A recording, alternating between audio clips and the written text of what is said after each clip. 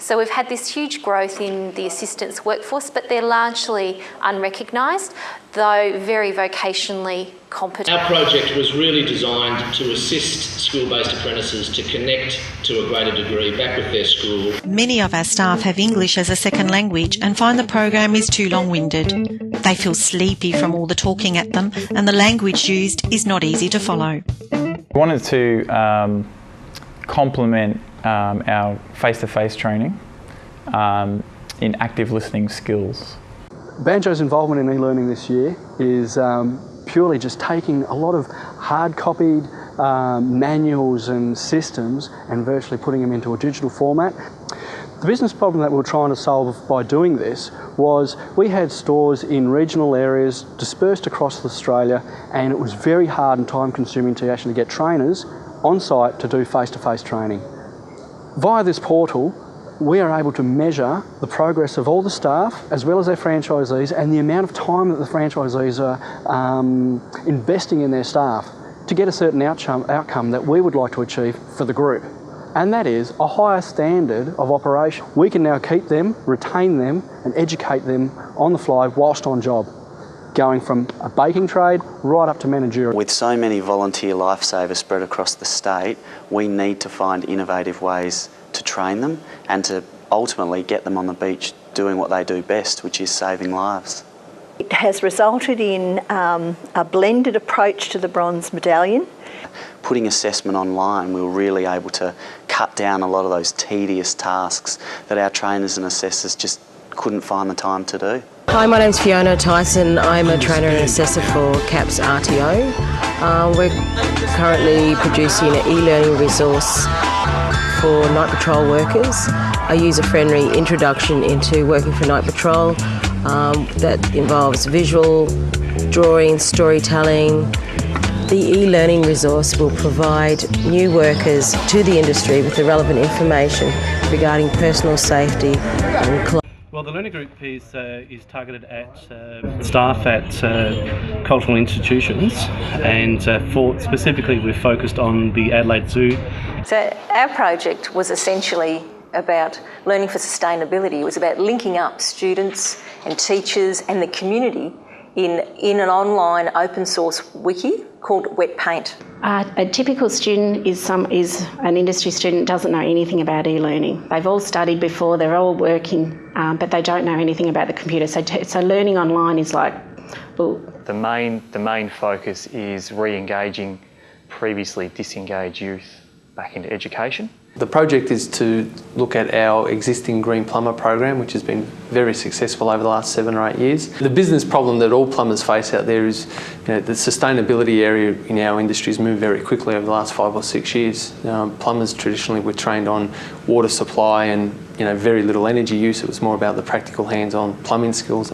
Well, the way that we've set the platform up in terms of the program, the ongoing work that we would need to do to add additional units is very easy. We could do most of that in-house, PowerPoint slides, voiceover. We've got Illuminate sessions, and we can get industry support with some online installation type videos. And all of that can be really self-funded by the industry in an ongoing basis. We have an economic issue. We have lots of assets that are skills and things, but we needed to generate something that would make money flow. And that's how we came up with this idea of a cultural restaurant online, because it meant that we could actually have hourly employment. Provided training. We initially decided that we were going to be doing some face-to-face training and some online training as a group. We started doing that, and so we based it on web conferencing. We looked at all different types of web conferencing, from Skype to DimDim to Illuminate, to all of those web ones, to try and see how it was going to fit in with our business partners' needs. We like to have the family around, and we haven't got the money to take them all along with us, which I'd love to. But have it at close, or even have the sessions at home, and still around the families. it's becoming quite contagious of being able to actually get out to more communities. The grandkids are coming in now and following their elders. We looked at digital storytelling so they can upload that through those kind of things. But we found that we had to change our tact a little bit on the way through as people with their digital literacy were at different levels, that we did one-on-one training then. So I would go out to the people's homes or to the studio. It's been great. Like at first when I started to use computers, I didn't know that much about them. And the flexibility that Kiama Community College has with us, it made it more simpler. The impact for Kiama Community College has been just fantastic in being able to create this partnership that we've got with Bulong Nungamai. We had it previously and we'll continue fostering that project. The project as Director of Bulong Nungamai has been amazing because I've seen the artists themselves bloom with a new medium that they can actually express themselves creatively with. The impact for the business is that it's created excitement. We can actually see the dream starting to come to fruition and it's becoming a real thing. I think the impact on a financial level will enable each artist to become very independent, for them to achieve their goals, both personally and for their families. Teaching an old culture in a new way. So what we tried to do is take the best of both worlds, which was to actually utilise scenario-based learning, focus on the knowledge component, but also make sure that there were touchstones along the way to ensure competence. Our solution was to use the Illuminate classroom and to run a virtual classroom with a pilot group from across the state. The beauty of these sort of tools is that this is owned by the learner. This belongs to Jane, that's that person. They can modify this and add, subtract, and do whatever they want to it. We, as CIT, would like to offer the actual tool to say, we'll host this for you. So. Previously to this, we would be looking at a rather onerous paper-based way that could be several hundred hours. So the recognition process that we used was a 360-degree assessment process, which involved the breakdown of the competencies to profile statements, and the candidate's manager, co-worker or colleague and themselves rated themselves against those profile statements. The RFID, radio frequency identification, was something we've been exploring as a solution. It's really, to me, about triggering some sort of presentation on a handheld device. At the moment, you bring the tag to a fixed computer and see the presentation.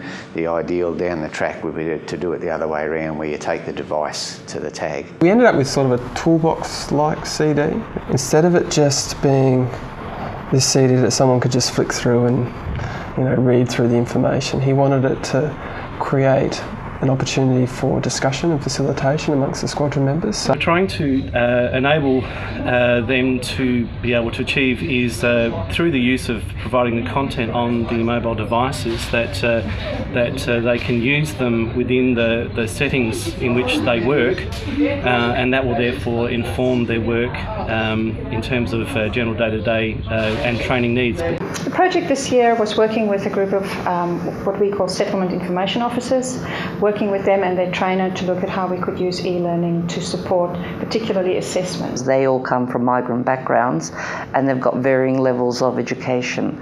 Our solution was the wiki and all the artefacts that they produced, be it for assessment or for their employment, they collected them on the wiki in a very rudimentary portfolio. She certainly was. She's one of those students, the quiet ones in the class, and we were just stunned at her output on the wiki, because we discovered when we did the exit survey that she's quite a diary writer in her own language. So when she was asked to keep a diary in English on the wiki, she just loved it. And it's one of those classic examples where you find a student who really finds their voice online. So it was the fact that the students were able to use it meaningfully, and it wasn't something that they felt was a chore and they had to do. What we've done is recreated the telegraph station in the centre of Australia in Second Life, and so we've done it in conjunction with the Parks and Wildlife. Okay, Second Life is an online multi-user 3D environment. So let's set up some areas. Let's have a restaurant. Let's have a sound studio. We can go in, you can script objects so that they actually turn knobs and people can learn the skills. They can actually be a waitress and come up to you at the table and ask you, what would you like, etc., etc., which is wonderful for Indigenous people who need practice at being in situations that they feel uncomfortable about. They can rehearse and go into situations that they're never going to have necessarily opportunities to practice at. The virtual classroom has allowed the learners to have companionship, communication with their peers, to have classroom buddies to talk to post questions that were a problem in their GP practice that somebody else responded to. What we've really been able to do within the project is to kickstart the journey, is to be able to start a group of staff using the technology, using the information system approach, learning management systems, and we're able to now re-engage other staff into using the same technology. And they think this is absolutely fantastic. And the reason they think it's fantastic is, especially on a traineeship scenario, they don't necessarily have the ability or the resources to learn things in their particular area. So if they don't, now they've actually got those resources online, checklists, and a whole lot of web links and tutorials online as well.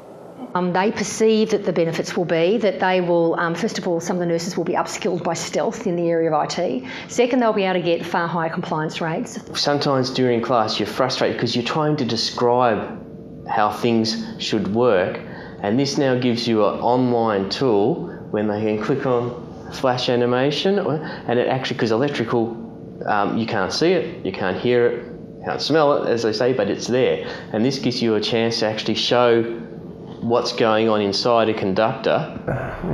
Catalyst for massive change within their organisation and how they deliver training. Yeah.